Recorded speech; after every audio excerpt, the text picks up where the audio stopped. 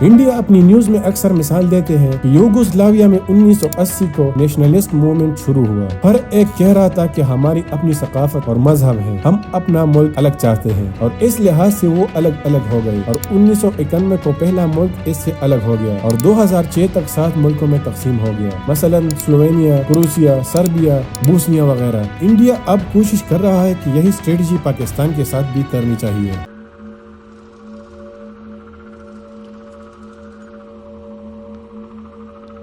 السلام علیکم ناظرین، مودی نے اپنی تقریر میں کہا کہ آپریشن سندور ابھی ختم نہیں ہوا اور ہم بدلہ لیں گے، تو پھر امریکہ کے پاس جا کر سیز فائر کیوں کی؟ آج کی ویڈیو میں ہم 4 اہم پوائنٹس ڈسکس کریں گے جس سے آپ مودی کی ناکامی کا پتہ لگا سکتے ہیں، اور یہ مودی اپنی تقریر میں بیان کر چکا ہے۔ اس میں سب سے پہلا پوائنٹ نو نیوکلیئر بلیک میل ہے۔ پاکستان کی طرف سے انڈیا کو جنگ کے دوران ایک انڈائریکٹ دھمکی دی جاتی تھی کہ ہمارے پاس ایٹم بم ہے، آپ اس خوش فہمی میں نہ رہے کہ ہم پاکستان کے ساتھ یہ کریں گے وہ کریں گے۔ آپ ایک ایٹامک نیوکلیئر ملک سے جنگ کر رہے ہیں اور وہ اس کو استعمال کرنا اچھی طرح جانتا ہے۔ اب مودی کہتا ہے کہ آئندہ کے لیے ہم اس دھمکی کو بھی نہیں مانیں گے اور جنگ جاری رکھیں گے، اور یہ انسان کی نفسیات میں ہے کہ جس چیز سے وہ ڈرتا ہے اس کا ذکر وہ بار بار کرتا ہے۔ یہ ایک سائیکولوجیکل فیکٹ ہے، اور سب سے اہم پوائنٹ یہ ہے، اور انڈیا کو یقین ہو گیا تھا کہ پاکستان تو سچ مچ ایٹمی حملہ کرنے والا ہے، اور اسی بات کی وجہ سے سیز فائر کر دیا۔ پاکستان کی اس دھمکی کی وجہ سے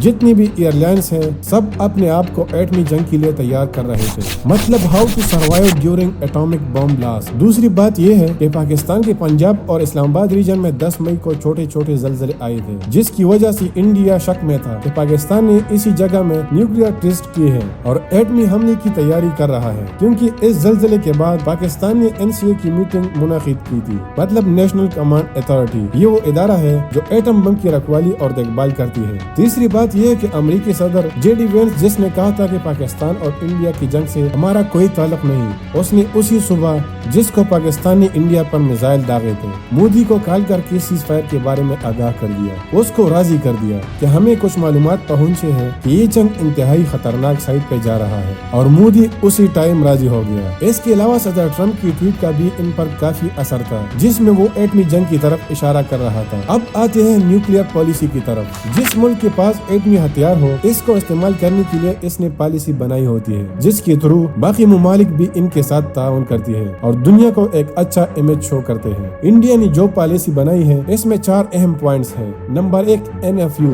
مطلب نو فرسٹ یوز، کہ اس کے ذریعے میں اپنی ڈیفینس کروں لیکن پہلے استعمال میں نہیں کروں گا، اور اگر کسی نے پہلے استعمال کیا تو میسیو ریٹیلیشن کریں گے، مطلب اس پورے ملک کو جنگی ساز و سامان سمیت سب کچھ تباہ کریں گے۔ اس میں پھر تیسرا پوائنٹ یہ ہے کہ اگر کسی ملک نے ہمارے خلاف بایولوجیکل یا کیمیکل اٹیک کیا، مطلب وائرس وغیرہ پلایا یا فاسفورس بم وغیرہ استعمال کیا، اس کیس میں بھی نو فرسٹ یوز کو ختم کریں گے۔ اس کیس میں ہم ایٹمی ہتھیار استعمال کریں گے۔ دوسری طرف اگر دیکھا جائے تو پاکستان کی پالیسی میں NFU نہیں ہے، نو فرسٹ یوز نہیں ہے، مطلب وہ پہلے استعمال کر سکتا ہے۔ پاکستان کی پالیسی کا پہلا پوائنٹ اسپیشل تھریشولڈ ہے، مطلب اگر کسی نے بارڈر کراس کر کے ہمارے ملک سے جگہ چھین لی تو اس کیس میں ہم ایٹم بم استعمال کر سکتے ہیں۔ دوسرا پوائنٹ یہ ہے کہ اگر کسی نے ہمارے ملٹری تھریشولڈ کو کراس کیا، مطلب ہمارے جنگی ساز و سامان یا فوجی اڈے پر حملہ کیا، تو اس کیس میں ہم ایٹم بم استعمال کریں گے، اور انڈیا نے یہ کر دیا تھا، اس لیے وہ ڈر رہا تھا کہ کہیں ایٹمی حملہ نہ کر دے۔ تیسرا پوائنٹ یہ ہے کہ اگر کسی ملک نے ہمارے اکنامک تھریشولڈ کو کراس کیا،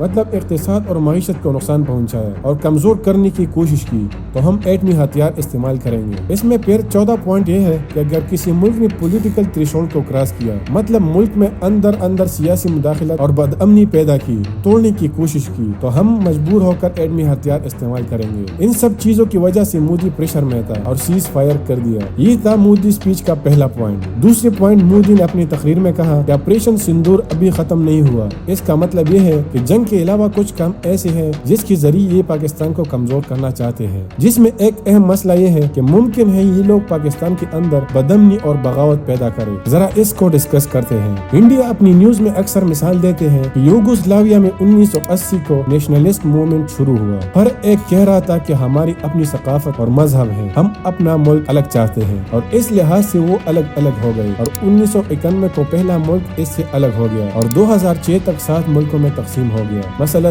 سلووینیا، کروشیا، سربیا، بوسنیا وغیرہ۔ انڈیا اب کوشش کر رہا ہے کہ یہی اسٹریٹجی پاکستان کے ساتھ بھی کرنی چاہیے، کیونکہ پاکستان میں ایسے نیشنلسٹ موومنٹ ہے جو پاکستان کو تقسیم کرنا چاہتے ہیں، اور انڈیا ان کو فنڈنگ کر کے اکسا رہا ہے۔ مثلا بلوچستان میں بلوچستان لبریشن آرمی، اور انڈیا کوشش کر رہا ہے کہ ان کے پاس بہانہ بن جائے کہ پاکستان کی ایٹمی ہتھیار خطرے میں ہے، اور دنیا ہماری بات مان لے کہ پاکستان کو ڈی نیوکلیئرائزڈ کرے، ایسے ایٹم بم چھین لے جس طرح یوکرین کے ساتھ ہوا۔ فرض کرے اگر انڈیا اس خواب میں کامیاب ہو گیا، پہلے تو یہ خواب ان کا خواب رہ جائے گا، لیکن پھر بھی اگر ایسا ہوا تو ان کے لیے پاکستان کو تباہ کرنا آسان ہو جائے گا۔ اس کے ساتھ ساتھ اکنومیکلی بھی پاکستان کو کمزور کرنے کی کوشش کر رہے ہیں کہ جو ہتھیار جنگ کے لیے استعمال ہوتے ہیں ان کی مینٹیننس پاکستان نہ کر سکے، مطلب ان کے پاس پیسے نہ ہو۔ اگر پاکستان ایٹمی ہتھیاروں کی مینٹیننس نہ کر سکا تو again you will go towards denuclearization. اس طرح کی سوچ اور گیمز انڈیا آپریشن سندور میں شامل کر رہا ہے کہ ایسا ممکن ہو سکے۔